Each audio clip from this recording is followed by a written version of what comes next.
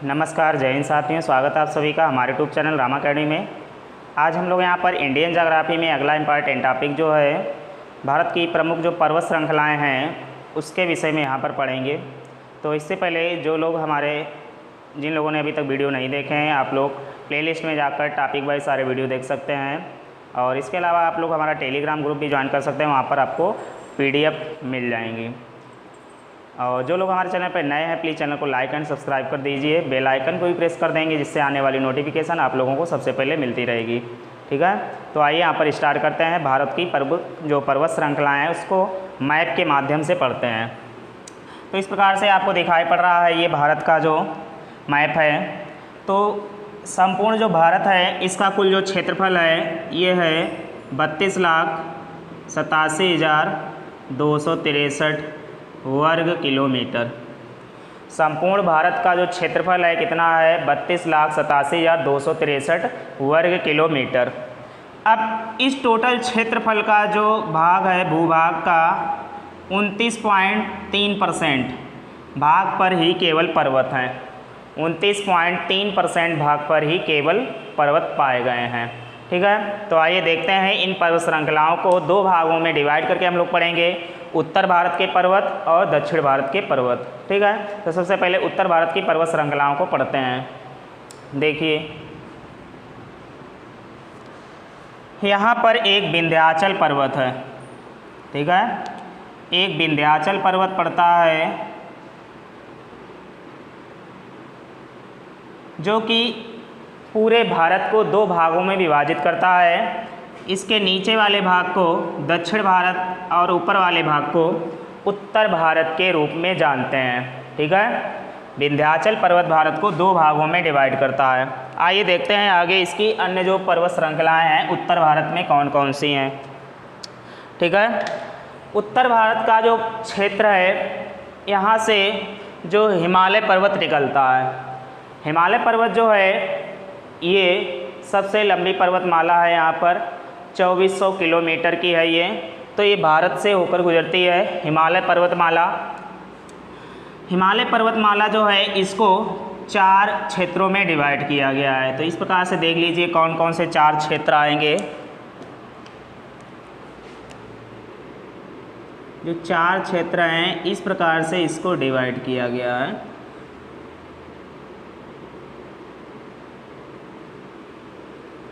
हिमालय पर्वतमाला को,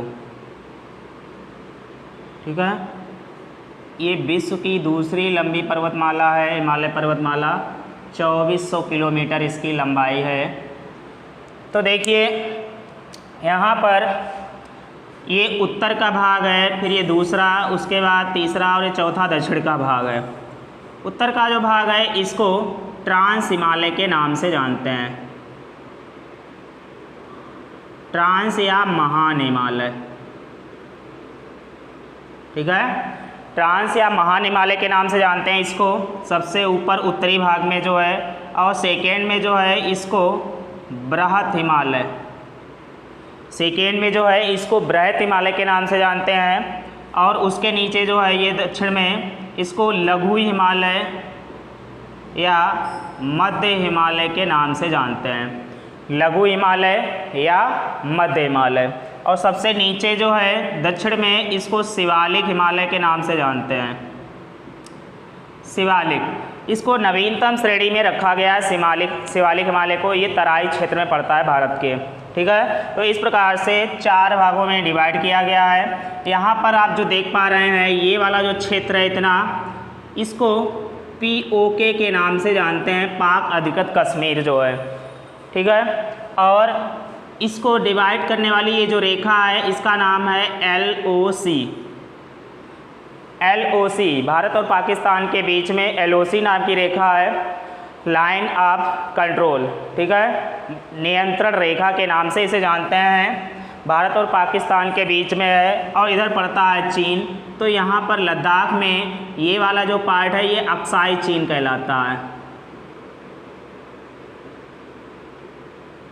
अक्साई चीन वाला ये क्षेत्र है। ठीक है, इसके बीच में ये जो रेखा है अक्साई चीन वाली, तो इसको LAC के नाम से जानते हैं, लाइन ऑफ एक्चुअल कंट्रोल। ठीक है, वास्तविक नियंत्रण रेखा के नाम से इसको जाना जाता है, लाइन ऑफ एक्चुअल कंट्रोल। तो ये अक्साई चीन वाला क्षेत्र जो है चीन अधिकृत है, और इधर POK जो है ये कश्मीर का पाक अधिकृत क्षेत्र है, जिसको LAC के नाम से जानते हैं जिस रेखा को।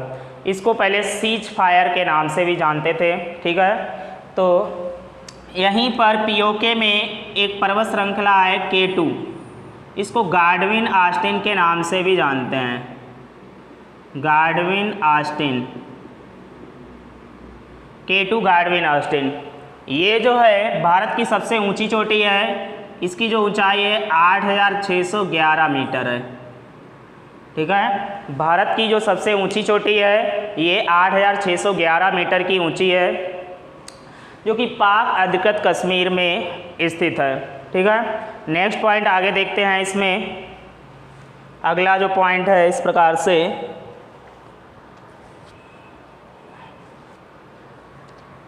देखिए यहाँ पर जो ये ट्रांस हिमालय है इसमें 4 पर्वत श्रृंखलाएं दक्षिण से उत्तर की ओर स्थित हैं। यहाँ पर इस प्रकार से दक्षिण से उत्तर की ओर 4 पर्वत श्रृंखलाएं हैं, जम्मू कश्मीर क्षेत्र में पड़ती हैं ये। ठीक है, तो यहाँ पर सबसे दक्षिण में ये है पीर पंजाल। ठीक है, पीर पंजाल यहाँ पर लिखे दे रहे हैं जो पर्वत श्रृंखलाएं हैं। नंबर 1 है पीर पंजाल, फिर उसके बाद ऊपर पड़ती है जास्कर, फिर उसके ऊपर पड़ती है लद्दाख, और उसके ऊपर जो पड़ती है उसका नाम है कराकोरम। ठीक है, पीर पंजाल, जास्कर, लद्दाख, कराकोरम, ये जो हैं ट्रांस या महान हिमालय जो है यहाँ से पड़ती हैं। ये जम्मू कश्मीर में सबसे दक्षिणी श्रेणी में क्या आएगी? पीर पंजाल, फिर उसके बाद जास्कर श्रेणी, फिर लद्दाख, और उसके बाद कराकोरम की पर्वत श्रेणियाँ। ठीक, ये उत्तरी हिमालय के क्षेत्र में आती हैं, इन्हीं में कैलाश पर्वत भी यहीं पर स्थित है। ठीक, तो ये पॉइंट भी आपको याद रखना है। आगे देखते हैं इसमें। इसके बाद ट्रांस हिमालय जो है, उसके बाद दूसरा जो है यहाँ पर ये इसको बृहत हिमालय के नाम से जानते हैं। जो बृहत हिमालय है इसकी जो सबसे ऊंची चोटी है, बृहत हिमालय जो है ये 6100 मीटर की ऊंचाई पर स्थित है। बृहत हिमालय 6100 मीटर की ऊंचाई पर स्थित है, और इसकी जो सबसे ऊंची चोटी है ये है माउंट एवरेस्ट। यहाँ पर नेपाल देश है, यहीं पर स्थित है माउंट एवरेस्ट। सबसे ऊंची चोटी कौन सी है? माउंट एवरेस्ट है, जिसकी ऊंचाई है 8848 मीटर, और ये नेपाल सीमा पर स्थित है, नेपाल देश में स्थित है। माउंट एवरेस्ट 8848 मीटर ऊंचाई पर स्थित है, और इसे वहाँ पर सागर माथा के नाम से जानते हैं। नेपाल में इसे सागर माथा के नाम से जानते हैं, और ये विश्व की सबसे ऊंची पर्वत श्रृंखला है। ठीक है, जो कि माउंट एवरेस्ट पर जाने वाली विश्व की पहली महिला जो है, इनका नाम है जुंको तबई। क्या नाम है यहाँ पर देख लीजिए, जुंको तबई जो हैं ये गई थी सबसे पहले, और ये गई हैं 1975 में। जुंको तबई जापान से हैं, और ये माउंट एवरेस्ट पर चढ़ने वाली पहली विश्व की महिला हैं। जुंको तबई 1975 में गई हैं। भारत की ओर से जाने वाली पहली महिला हैं माउंट एवरेस्ट पर बछेंद्री पाल। यहीं पर देख लेते हैं, ये हैं बछेंद्री पाल। बछेंद्री पाल गई हैं ये 1984 में। भारत की ओर से पहली महिला बछेंद्री पाल 1984 में गई हैं, और विश्व की जो है ये जुंको तबई हैं, जापान से है। 1975 में ये माउंट एवरेस्ट पर्वत पर गई थी। इसके अलावा बृहत हिमालय श्रेणी में भारत की जो दूसरी सबसे ऊंची चोटी आती है इसी में, उसका नाम है, यहाँ पर देख लेते हैं, कंचनजंगा। कंचनजंगा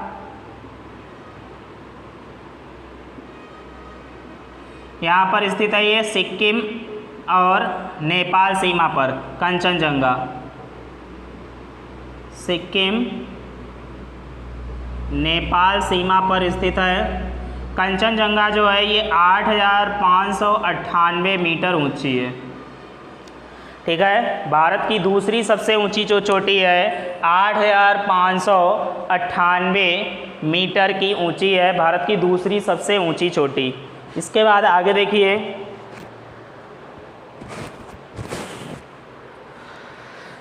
भारत की तीसरी सबसे ऊंची चोटी यहीं पर है, इसी में बृहत हिमालय श्रेणी में, जिसका नाम है नंदा देवी। नंदा देवी जो है ये भी यहाँ पर उत्तराखंड में स्थित है। इसकी ऊंचाई जो है 7,816 मीटर है। नंदा देवी जो पर्वत है इसी श्रेणी में स्थित है, जिसकी ऊंचाई 7,816 मीटर है। उत्तराखंड में ये भी आता है। ये भारत की तीसरी सबसे ऊंची चोटी है। इसके अलावा इसी बृहत हिमालय में पूर्व से लेकर ऐसे पश्चिम के क्रमागत में 4 प्रमुख पर्वत श्रेणियाँ हैं। कौन कौन सी हैं देख लीजिए इनको। सबसे पहले यहाँ पर पूर्व में जो पर्वत श्रेणी है उसका नाम है, यहाँ पर समझ लें कौन कौन सी 4 पर्वत श्रेणियाँ हैं। नंबर 1 है यहाँ पर कंचनजंगा। कंचनजंगा के पश्चिम में पड़ती है माउंट एवरेस्ट। माउंट एवरेस्ट उसके पश्चिम में यहाँ पर पड़ती है अन्नपूर्णा।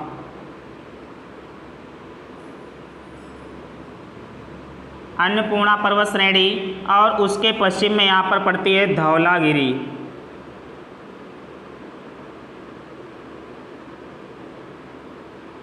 धौलागिरी जो पर्वत श्रेणी है इस प्रकार से ये आ जाएंगी। यहाँ पर स्थित है ये पूर्वोत्तर में बृहत हिमालय श्रेणी में कंचनजंगा, फिर उसके बाद माउंट एवरेस्ट, फिर अन्नपूर्णा और धौलागिरी। इस प्रकार से ये पर्वत श्रेणियाँ यहाँ पर आती हैं। कभी कभी क्रम लगाने के लिए भी आपसे पूछ सकता है पूर्व से पश्चिम के क्रम में इनमें से कौन सी पर्वत श्रेणियाँ आएंगी। ठीक है, तो ये भी पॉइंट आपको याद रखना है। इसके अलावा इसी श्रेणी में यहाँ पर कैलाश त्रिशूल पर्वत है, कामेत पर्वत है, नामचा पर्वत है, वो सब इसी श्रेणी में यहीं पर आते हैं। ठीक, ये भी पॉइंट आपको याद रखना। नेक्स्ट पॉइंट जो है, अगला पॉइंट आपका है लघु हिमालय या मध्य हिमालय। लघु हिमालय या मध्य हिमालय की जो सबसे लंबी पर्वत श्रृंखला है वो पीर पंजाल पर्वत श्रृंखला है। इसमें सिर्फ एक ही पॉइंट याद रखना है, लघु हिमालय, मध्य हिमालय, बृहत हिमालय शिवालिक के मध्य में आता है, और इसकी सबसे लंबी पर्वत श्रृंखला जो है ये है पीर पंजाल की पर्वत श्रृंखला। ठीक, और लघु हिमालय के दक्षिण में यहाँ पर सबसे नीचे पड़ती है शिवालिक पर्वत श्रृंखला। शिवालिक जो श्रेणी है ये नवीनतम पर्वत श्रेणी के रूप में जानी जाती है। शिवालिक और लघु यानी कि मध्य हिमालय के बीच में कई सारी घाटियाँ हैं, घास के मैदान हैं, ठीक है, जिसमें कोणधारी वन भी पाए जाते हैं। तो इन जो मैदानों में इधर पश्चिम में दून और पूर्व में द्वार पड़ता है। द्वार जो है जिसमें हरिद्वार आता है, ठीक है, और दून में देहरादून आता है। दून में क्या आएगा, देहरादून पश्चिम में पड़ेगा इसके, और मैदानी क्षेत्र जो है यहाँ का, और उसके पूर्व में द्वार पड़ेगा, इसमें हरिद्वार आ जाएगा। तो ये पॉइंट आपको याद रखना है। आगे देखते हैं इसी में,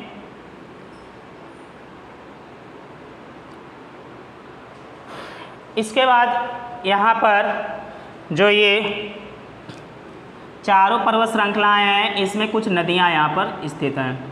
ये यहाँ पर सिंधु नदी आएगी, और उसके बाद यहाँ पर आएगी सतलज नदी, सिंधु नदी, फिर सतलज नदी, और यहाँ पर आएगी आपकी काली नदी। ठीक है, और उसके बाद यहाँ पर आएगी, थोड़ा ऊपर है काली नदी, यहाँ पर मान लीजिए, और यहाँ पर आएगी आपकी तीस्ता नदी, और लास्ट में इधर आएगी ये दिहांग।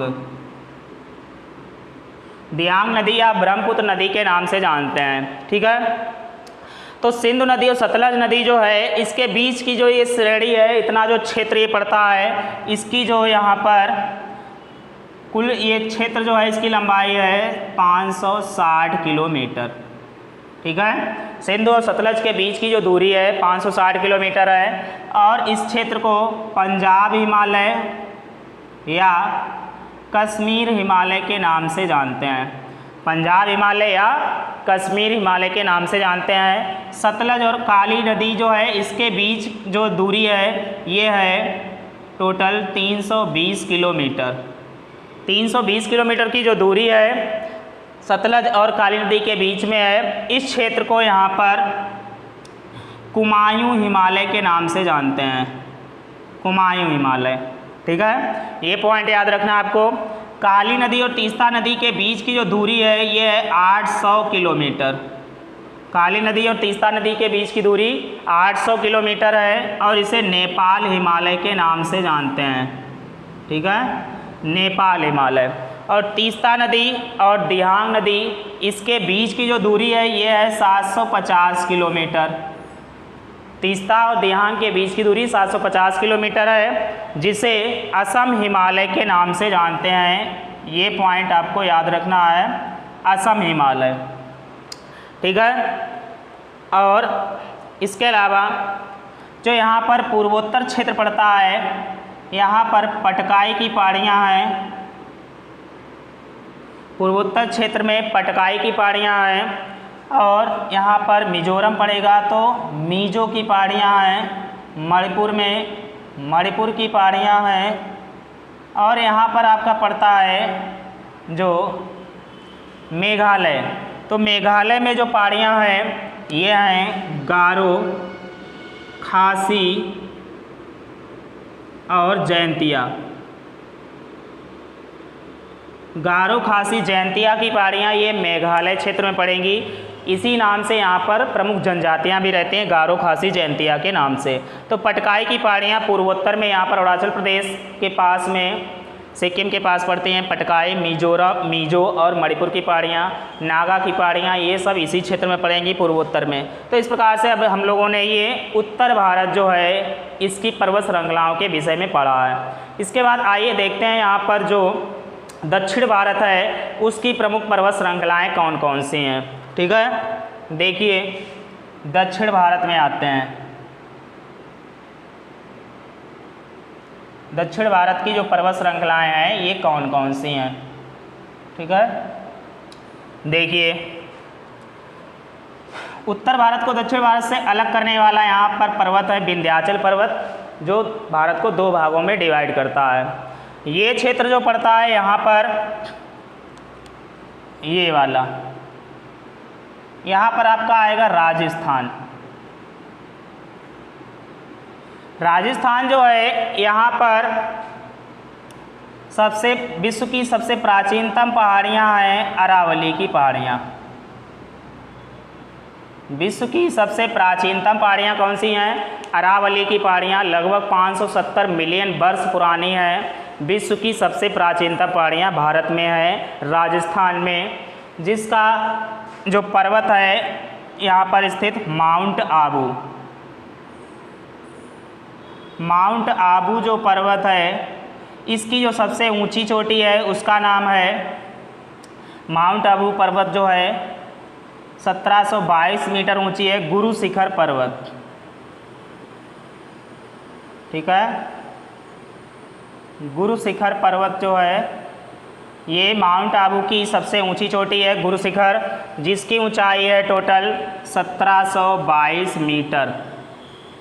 गुरु शिखर पर्वत जो यहाँ पर पड़ता है, अरावली की पहाड़ियाँ हैं जिस पर माउंट आबू पर्वत है, जिसकी सबसे ऊंची चोटी गुरु शिखर है और जो कि 1722 मीटर है। इसके अलावा यहाँ पर अरावली जो है उसके पश्चिम में यहाँ पर माही और लूनी नदी निकलती है। ठीक है, लूनी व माही नदी। लूनी नदी जो है ये 320 किलोमीटर चलकर अरावली की पहाड़ियों से निकलती है। लूनी नदी 320 किलोमीटर चलकर एक कच्छ के रण में दलदली भूमि में विलुप्त हो जाती है। ठीक है, और माही नदी जो है ये अरब सागर में जाके गिरती है। इसके बाद देखते हैं यहाँ पर आपका पड़ता है मध्य प्रदेश। ये मध्य प्रदेश है। मध्य प्रदेश में जो पहाड़ियाँ हैं ये हैं सतपुड़ा की पहाड़ियाँ। मध्य प्रदेश में सतपुड़ा की पहाड़ियाँ हैं, ठीक है, जो कि सतपुड़ा की पहाड़ियाँ जो हैं इसकी सबसे ऊंची जो चोटी है वो धूपगढ़ी है। सबसे ऊंची चोटी कौन सी है? धूपगढ़ी है, जिसकी ऊंचाई है 1350 मीटर। और इसी के पूर्व में यहाँ पर स्थित है मैकाल पर्वत। मैकाल पर्वत जो है इसकी सबसे ऊंची जो चोटी है वो है, मैकाल पर्वत की सबसे ऊंची चोटी अमरकंटक है। ये है 1050 मीटर की ऊंची अमरकंटक की चोटी, ठीक है। देखिए मध्य प्रदेश जो है इसकी यहाँ पर जो पहाड़ियाँ सतपुड़ा की पहाड़ियाँ हैं इसकी सबसे ऊंची चोटी धूपगढ़ी है 1350 मीटर, जिसके पूर्व में मैकाल पर्वत पड़ता है। मैकाल पर्वत की जो सबसे ऊंची चोटी है अमरकंटक है, जिसकी ऊंचाई है 1050 मीटर, ठीक है। ये पॉइंट याद रखना है। और मध्य प्रदेश में ही महादेव की पहाड़ियाँ पड़ती हैं। महादेव की पहाड़ियाँ मध्य प्रदेश में है। और इसके अलावा मध्य प्रदेश में ही कैमूर की पहाड़ियाँ हैं। ये भी पॉइंट आपको याद रखना है, मध्य प्रदेश में ही कैमूर की पहाड़ियाँ हैं, ठीक है। आगे देखते हैं, इसके अलावा यहाँ पर पड़ेगा आपका झारखंड, ठीक है, झारखंड। और मध्य प्रदेश में ही यहाँ पर मध्य प्रदेश और छत्तीसगढ़ वाला ये क्षेत्र है, यहाँ पर जो एक पठार है वो है मालवा का पठार। देख लीजिए इस प्रकार से मध्य प्रदेश व छत्तीसगढ़ के बीच में मालवा का पठार पड़ता है। यहाँ पर ये है मालवा का पठार। मालवा का जो पठार है ये ज्वालामुखी चट्टानों से निर्मित है, ठीक है। और यहाँ पर जो ये क्षेत्र पड़ता है आपका महाराष्ट्र। महाराष्ट्र में पड़ता है दक्कन का पठार। महाराष्ट्र में है दक्कन का पठार, ठीक है। कौन सा पठार? दक्कन का पठार। यहाँ पर भी ज्वालामुखी पर्वत श्रेणियाँ पाई जाती हैं महाराष्ट्र में। इसके अलावा यहाँ पर पड़ता है आपका झारखंड। ये क्षेत्र है झारखंड। झारखंड जो है यहाँ पर दो पर्वत श्रृंखलाएँ याद रखनी है। एक है छोटा नागपुर का पठार,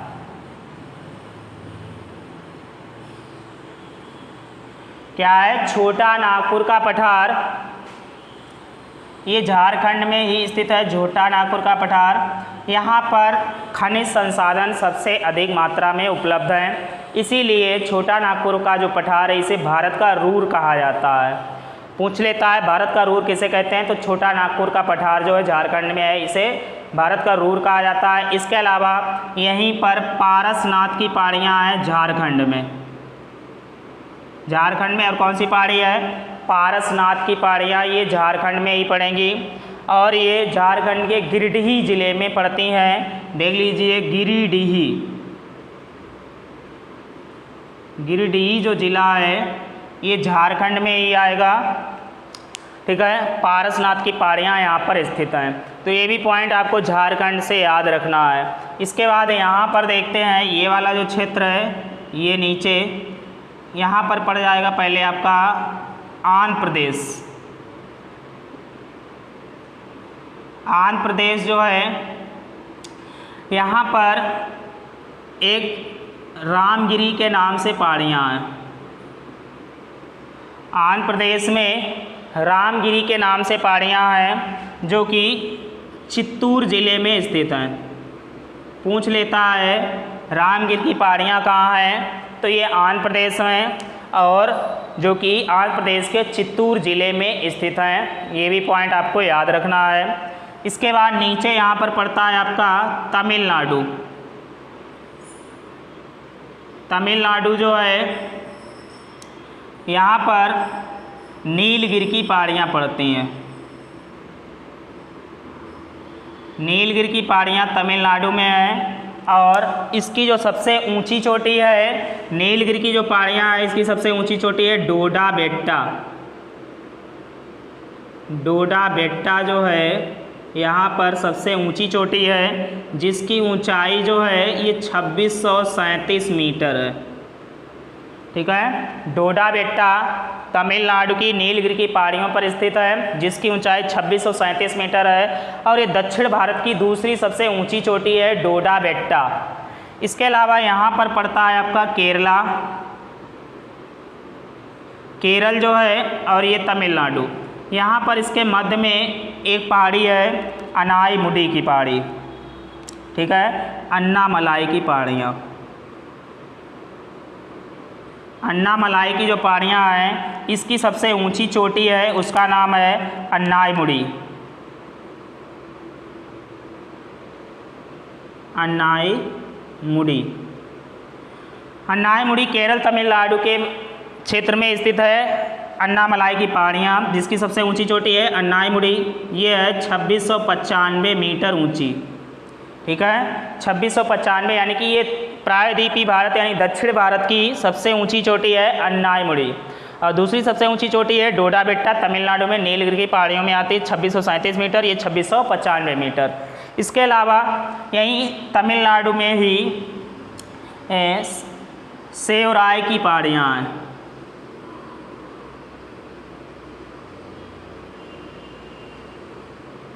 तमिलनाडु में ही सेवराय की पहाड़ियाँ हैं। जो सेवराय की पहाड़ियाँ हैं इसमें देख लीजिए, यहाँ पर सेवराय की जो पहाड़ियाँ यहाँ पर तमिलनाडु में एक सबसे ऊंचा हिल स्टेशन पड़ता है। ठीक है, उसका नाम है यारकाड। यारकाड नाम का यहाँ तमिलनाडु की जो सेवराय की पहाड़ियाँ हैं इस पर सबसे ऊंचा एक हिल स्टेशन पड़ता है, तो ये भी आपको याद रखना है। ठीक है, तो इस प्रकार से ये कुछ भारत की पर्वत श्रृंखलाएँ थीं, आप लोगों ने समझा, उत्तर भारत की पर्वत श्रृंखलाएँ और दक्षिण भारत की पर्वत श्रृंखलाएँ। ठीक है, तो उम्मीद करते हैं ये पॉइंट आपको अच्छे से समझ में आ गया होगा। आप लोग इसका स्क्रीनशॉट भी ले सकते हैं और इसको नोट भी कर सकते हैं। एक दो बार अगर आप इसको देख लेंगे वीडियो को तो अच्छे से याद हो जाएंगी। ठीक है, तो अगर आप लोगों को वीडियो पसंद आया तो प्लीज़ चैनल को लाइक एंड सब्सक्राइब करें, बेल आइकन को भी प्रेस कर देंगे, जिससे आने वाली नोटिफिकेशन आप लोगों को सबसे पहले मिलती रहेगी। हमारा चैनल देखने के लिए आप लोगों का बहुत बहुत धन्यवाद।